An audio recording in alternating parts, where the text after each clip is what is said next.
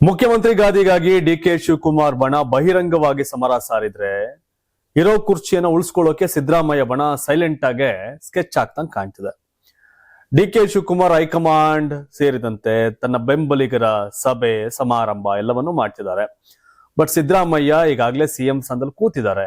ಈಗ ಅವ್ರೇನು ಎಕ್ಸ್ಟ್ರಾ ಮಾಡೋ ಅವಶ್ಯಕತೆ ಇಲ್ಲ. ಆದರೆ ಡಿಕೆ ಶಿವಕುಮಾರ್ ಬಣದ ಶಾಸಕರು ನಾಯಕರು ಸಂಬಂಧಪಟ್ಟವರೆಲ್ಲ ಏನ್ ಮಾಡ್ತಾವ್ರೆ ಅಂತ ಸಪ್ರೇಟ್ ಆಗಿ ಒಬ್ರು IPS ಬಿಟ್ಟು SP ಬಿಟ್ಟು ಮಾನಿಟರ್ ಮಾಡ್ತಾವ್ರೆ ಅನ್ನೋ ಮಟ್ಟಿಗೆ ಆರೋಪಗಳು ಕೇಳಿ ಬಂದಿದೆ. ಅದನ್ನ ಮಾಡ್ತಿರೋದು ಯಾರು? ವಿಪಕ್ಷದವರು.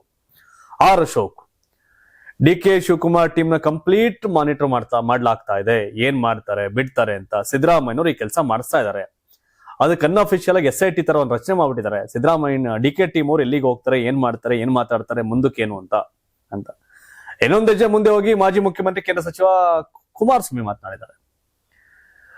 ಎಲ್ಲ ಫೋನ್ ಟ್ಯಾಪಿಂಗ್ ಆಗ್ತಿದೆ, ಇವೆಲ್ಲ ಕಾಮನ್ನು ಅಂತ. ಯಾಕೆಂದ್ರೆ ಕುಮಾರಸ್ವಾಮಿ ಅವ್ರ ವಿರುದ್ಧವೂ ಕೂಡ ಇಂಥದ್ದೇ ಒಂದು ಆರೋಪ ಬಂದಿತ್ತು. ಅವರು ಮುಖ್ಯಮಂತ್ರಿ ಆಗಿದ್ದಾಗ 18 ರಿಂದ 19 ಅವಧಿಯಲ್ಲಿ ಫೋನ್ ಟ್ಯಾಪಿಂಗ್ ಮಾಡ್ಲಾಗ್ತಿದೆ ಅನ್ನೋ ಆರೋಪ ಅವ್ರ ಮೇಲೆ ಬಂದಿತ್ತು. ಯಾರ್ಯಾರ್ದೋ ಮಾಡಿಸಿದ್ದಾರೆ ಅಂತ.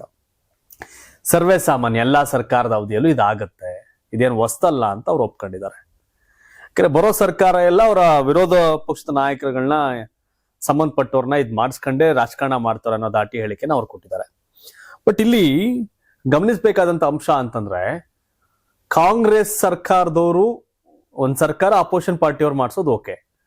ಬಟ್ ಇಲ್ಲಿ ಕಾಂಗ್ರೆಸ್ ಸರ್ಕಾರದ Siddaramaiah team DK Shivakumar team ನ ಫೋನ್ ಟ್ಯಾಪಿಂಗ್ ಮಾಡ್ತಿದೆ, ಗುಪ್ತಚರ ಇಲಾಖೆ ಅವರಿಂದ ಕೆಲಸ ಮಾಡ್ತಿದೆ ಅಂದ್ರೆ ಇದು ಮತ್ತಷ್ಟು ಒಂದಷ್ಟು ಸಂಘರ್ಷಕ್ಕೆ ಕಾರಣ ಆಗ್ಬೋದು ಅಂತ.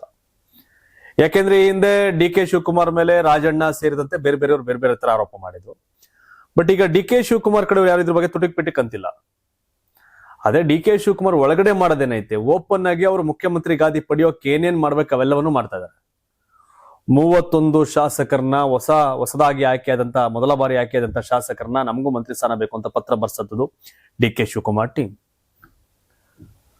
ಹಾಗೆ ಇನ್ನೊಂದಷ್ಟು ಜನ ಮೂಲ ಕಾಂಗ್ರೆಸ್ಸಿಗರು, ಯಾಕೆಂದ್ರೆ ಸಿದ್ದರಾಮಯ್ಯ ಮೂಲ ಕಾಂಗ್ರೆಸ್ಸಿಗ ಅಲ್ಲ, 20 ವರ್ಷ ಹಿಂದೆ ಕಾಂಗ್ರೆಸ್ ಸೇರ್ಕೊಂಡವರು ಅವರು. ಅಲ್ಲೇ 8 ವರ್ಷ CM ಆದ್ರು, 10 ವರ್ಷ ವಿಪಕ್ಷ ನಾಯಕ ಆದ್ರು. ಕಾಂಗ್ರೆಸ್ಗೆ ಸೇರಿ ಸಕಲ ಅಧಿಕಾರವನ್ನು ಅನುಭವಿಸಿದ ವ್ಯಕ್ತಿ ಸಿದ್ದರಾಮಯ್ಯನವರು. ಕಳೆದ 20 ವರ್ಷಗಳಲ್ಲಿ ಕಾಂಗ್ರೆಸ್ಸಿಗ ವಿಪಕ್ಷ ನಾಯಕ ಆಗ್ಲಿಲ್ಲ, ಸಿದ್ದರಾಮಯ್ಯನೇ ಆದ್ರು. ಪರಮೇಶ್ವರ್ ಆಗ್ಲಿಲ್ಲ, ಖರ್ಗೆ ಆಗ್ಲಿಲ್ಲ, ಮತ್ತೊಬ್ರಾಗ್ಲಿಲ್ಲ. CM ಸಿದ್ದರಾಮಯ್ಯನೇ ಆದ್ರು. ಅಂದ್ರೆ ಕಳೆದ 20 ವರ್ಷದಿಂದ ಕಾಂಗ್ರೆಸ್ ಕಂಟ್ರೋಲು ನಾನ್ ಕಾಂಗ್ರೆಸ್ಸಿಗನ ಕೈಲಿದೆ. ಕಾಂಗ್ರೆಸ್ನಲ್ಲೇ ರಾಜಕಾರಣ ಶುರು ಮಾಡಿ ಕಾಂಗ್ರೆಸ್ ಕಟ್ಟದವರು ಕಾಂಗ್ರೆಸ್ ಅಲ್ಲಿ ಇರೋರ್ಗಿಂತ ಕಾಂಗ್ರೆಸ್ಗೆ ದಳದಿಂದ ಬಂದವರಿಗೆ ಅವಕಾಶ ಆಗಿದೆ ಅನ್ನೋದು. ಅದನ್ನಾಗ್ಲೇ ಒಂದ್ಸರಿ DK ಸುರೇಶ್ ಹೇಳಿದ್ರು. ಅವರೆಲ್ಲ ಅತಿಥಿಗಳು, ಅವ್ರು ಬಂದವ್ರಿಗೆ ಅಧಿಕಾರ, ಹೊರಗಡೆ ಬಂದವ್ರಿಗೆ ಅನ್ನೋ ಮಾರ್ಮಿಕ ಹೇಳಿಕೆನ DK ಸುರೇಶ್ ಕೊಟ್ಟಿದ್ರು. ಬಟ್ ಸಿದ್ದರಾಮಯ್ಯ ಬಣ ತನ್ನ ಕುರ್ಚಿಯನ್ನು ಉಳಿಸ್ಕೊಳ್ಳೋಕೆ ಏನೇನ್ ಸರ್ಕಸ್ ಮಾಡ್ತಿದ್ಯಾ ಅನ್ನೋ ಚರ್ಚೆಗಳು ಸಹಜವಾಗಿ ಬರ್ತಿತ್ತು. ಈಗಾಗಲೇ ದಲಿತ CM ಕೂಗು ಹೆಚ್ಚಾಗಿ ಕೇಳಿ ಬರ್ತಿದೆ.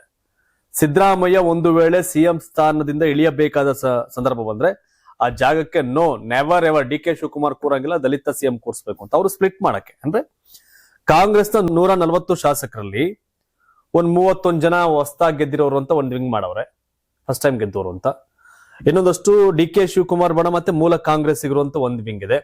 ಸಿದ್ದರಾಮಯ್ಯ ಟೀಮ್ ಏನ್ ಮಾಡ್ತಿದೆ, ಅದರಲ್ಲಿ ದಲಿತ ಶಾಸಕರ ಕೂಗನ್ನು ಒಂದ್ ಗುಂಪನ್ನ ಎಬ್ಬಿಸ್ತಾ ಇದೆ. ಯಾಕಂದ್ರೆ ಕಾಂಗ್ರೆಸ್ ಅಲ್ಲಿ ಯಾವ ರೀತಿ ಗುಂಪುಗಳಾಗ್ತಾ ಇದೆ ಅಂತ ನೀವ್ ಏನಾರ ಬಡ್ಕೊಳ್ಳಿ, ಕಾಂಗ್ರೆಸ್ ಅನ್ನೋರ್ ಸಂಖ್ಯೆ ತೀರಾ ಕಡಿಮೆ ಆಗ್ಬಿಟ್ಟಿದೆ. ಈಗ Siddaramaiah plus high command, Siddaramaiah CM, Siddaramaiah plus DK CM. ಆದ್ರೆ ಸಿದ್ದರಾಮಯ್ಯ ಕೆಳಗಿಳಿದು ಹೋಗುವಾಗ ಇಳಿಯೋ ಸನ್ನಿವೇಶದಲ್ಲಿ ಈ ಸರ್ಕಸ್ ಅಲ್ಲಿ ಕಾಂಗ್ರೆಸ್ ಅಲ್ಲಿ ಮತ್ತಷ್ಟು ಗುಂಪುಗಳ ಕ್ರಿಯೇಟ್ ಮಾಡೋ ಕೆಲಸಕ್ಕೂ ಕೈ ಹಾಕಿದ್ದಾರೆ ಅಂತ. ಬಟ್ ಆಡಳಿತ ಪಕ್ಷದವ್ರು ಯಾರು ಕೂಡ ಫೋನ್ ಟ್ಯಾಪಿಂಗ್ ಆಗ್ತಿದೆ, ನಮ್ಮ ಹಿಂದೆ ಗುಪ್ತಚರ ಇಲಾಖೆ ಬಿಟ್ಟವ್ರೆ ಅಂತ ಯಾರು ಹೇಳ್ತಾ ಇಲ್ಲ. ಅವ್ರಿಗೆ ತಲೆನೇ ಕೆಡ್ಸ್ಕೊಳ್ಳಲ್ಲ. ಯಾಕೆಂದ್ರೆ DK ಶಿವಕುಮಾರ್ ಬಣದ ಶಾಸಕರು ಯಾರ್ಯಾರು ಓಪನ್ ಆಗಿ ಮಾತಾಡ್ತಾವ್ರಲ್ಲ, ಅವ್ರು ಯಾರು ಸಿದ್ದರಾಮಯ್ಯ ಟೀಮ್ ನ ಈ ಸ್ಟ್ರಾಟಜಿಗೆ ಬಗ್ಗದೇ ಇಲ್ಲ. ಕಾರಣ ಯಾಕಂದ್ರೆ DK ಶಿವಕುಮಾರ್ ಪರವಾಗಿ ನಾವು ನಿಲ್ತೀವಿ ಬಹಿರಂಗವಾಗಿ ಅಂತ. I stand with DK Shivakumar ಅಂತ. ಅದು ಮೈಸೂರಿನ NR ಕ್ಷೇತ್ರದ ತನ್ವೀರ್ ಸೇಠೆ ಬಹಿರಂಗವಾಗಿ ನಿಲ್ತಾರೆ DK ಶಿವಕುಮಾರ್ ಪರವಾಗಿ. ಸೊ ಹಾಗಾಗಿ DK ಶಿವಕುಮಾರ್ ವರ್ಸಸ್ ಸಿದ್ದರಾಮಯ್ಯ ಬಣದ ನಡುವಿನ ಈ ಸಂಘರ್ಷ ಫೋನ್ ಟ್ಯಾಪಿಂಗು, ಗುಪ್ತಚರ ಇಲಾಖೆ, ನಮ್ಮ ಹಿಂದೆ ಅವ್ರು ಬಿಟ್ಟವ್ರೆ ಇವ್ರು ಬಿಟ್ಟವ್ರೆ ಅನ್ನೋ ಚರ್ಚೆಗಳಿಗೆ ಕಾರಣ ಆಗಿರ್ತಕ್ಕಂಥದ್ದು. But Magadi Balakrishna phone tapping ಎದ್ರಿಕತ್ತಾರ? ಇಲ್ಲ. ಇಕ್ಬಾಲ್ ಹುಸೇನ್ ಎದ್ರಿಕತ್ತಾರ? ಇಲ್ಲ. ಹಾಗಾಗಿ ಸುಮ್ನೆ ಇವ್ರು ಕೇಳಿಸ್ಕೊಂಡಿರ್ಬೇಕಷ್ಟೇ, ಇವ್ರು ಡೆಲ್ಲಿಗೆ ಯಾವ ಫ್ಲೈಟ್ ಎತ್ತುತ್ತಾರೆ ಏನತ್ತುತ್ತಾರೆ ಅಂತ. ಹಾಗಾಗಿ ಕಾಂಗ್ರೆಸ್ನ ಆಂತರಿಕ ಸಂಘರ್ಷ ಸರ್ಕಾರದ ಮೇಲೆ ಡ್ಯಾಮೇಜ್, ಸರ್ಕಾರದ ಮೇಲೆ ಪ್ರಭಾವ ಬೀರ್ತಾರೋ ಸತ್ಯ. ಅವ್ರ ಕಡೆಯವ್ರ ಕೆಲಸ ಇವ್ರು ಮಾಡಲ್ಲ, ಇವ್ರ ಕಡೆಯವ್ರ ಕೆಲಸ ಅವ್ರು ಮಾಡಲ್ಲ ಅಂತ. ಬಟ್ ಡಿ ಕೆ ಶಿವಕುಮಾರ್ ಇದಕ್ಕೆಲ್ಲ ಅವ್ರ ಹತ್ರ ಮದ್ದಿರುತ್ತೆ. 2002ರಲ್ಲಿ ಮಹಾರಾಷ್ಟ್ರ ವಿಲಾಸ್ರಾವ್ ದೇಶ್ಮುಖ್ ಸರ್ಕಾರವನ್ನ ಉಳಿಸಂತ ಕೀರ್ತಿ 23 ವರ್ಷಗಳ ಹಿಂದೆನೆ ಅಹಮದ್ ಪಟೇಲ್ ಅವ್ರನ್ನ ರಾಜ್ಯಸಭೆಗೆ ಗೆಲ್ಲಿಸಿ ಕಳಿಸಂತ ವ್ಯಕ್ತಿ ಡಿ ಕೆ ಶಿವಕುಮಾರ್. ಸೊ ಹಾಗಾಗಿ ಡಿ ಕೆ ಶಿವಕುಮಾರ್ ಈ ನರೇಂದ್ರ ಮೋದಿ IT ಹಿಡಿ ಆಟಗಳನ್ನೇ ನೋಡಿದವರು. ಇನ್ಯಾರೋ ಸಿದ್ದರಾಮಯ್ಯ ಟೀಮ್ ಅವ್ರು ಯಾರೋ ಫೋನ್ ಟ್ಯಾಪಿಂಗ್ ಮಾಡಿಸ್ತವ್ರೆ, ಗುಪ್ತಚರ ಎಲ್ಲಿ ಬಿಟ್ಟರು, ಅವಾಗೆಲ್ಲ ತಲೆ ಕೆಡ್ಸ್ಕೊತಾರ? ನೆವರ್ ಎವರ್ ಅಂತ ಡಿ ಕೆ ಶಿವಕುಮಾರ್ ಕಡೆಯವ್ರು ಹೇಳ್ತಾರೆ. ಗೊತ್ತಿಲ್ಲ, ತಾವೇನು ಹೇಳ್ತೀರಿ? ಈ ಫೋನ್ ಟ್ಯಾಪಿಂಗು, ಈ ಇಂಟೆಲಿಜೆನ್ಸ್ ಆರ್ಟ್ಗಳಿಗೆಲ್ಲ ಡಿ ಕೆ ಶಿವಕುಮಾರ್ ತಲೆ ಕೆಡ್ಸ್ಕೊಂಡು ಆಕ್ಟಿವಿಟೀಸ್ ನಿಲ್ಸ್ಬಿಡ್ತಾರ? ಏನ್ ಕತೆ? ಅಲ್ಲಿ ವಾಟ್ ನೆಕ್ಸ್ಟ್? ಸಿದ್ದರಾಮಯ್ಯ 5 ವರ್ಷ ಪೂರೈಸ್ತಾರ, ಅಥವಾ ಡಿ ಕೆ ಶಿವಕುಮಾರ್ ತನ್ನ ಹಠದಿಂದ, ತನ್ನ ಭಕ್ತಿಯ ಪ್ರಾರ್ಥನೆಗೆ ಮೆಚ್ಚಿ ಹೈಕಮಾಂಡ್ ಅವರಿಗೆ CM ಸ್ಥಾನ ಕೊಡುತ್ತಾ, ಅಥವಾ ಸಿದ್ದರಾಮಯ್ಯ ದಲಿತ CM ಮಾಡಿಸುವಲ್ಲಿ ಯಶಸ್ವಿ ಆಗ್ತಾರ? ಏನ್ ಕತೆ? ನಿಮ್ಮ ಅಭಿಪ್ರಾಯ ಏನು? ಕಾಮೆಂಟ್ ಮಾಡಿ. ಧನ್ಯವಾದ.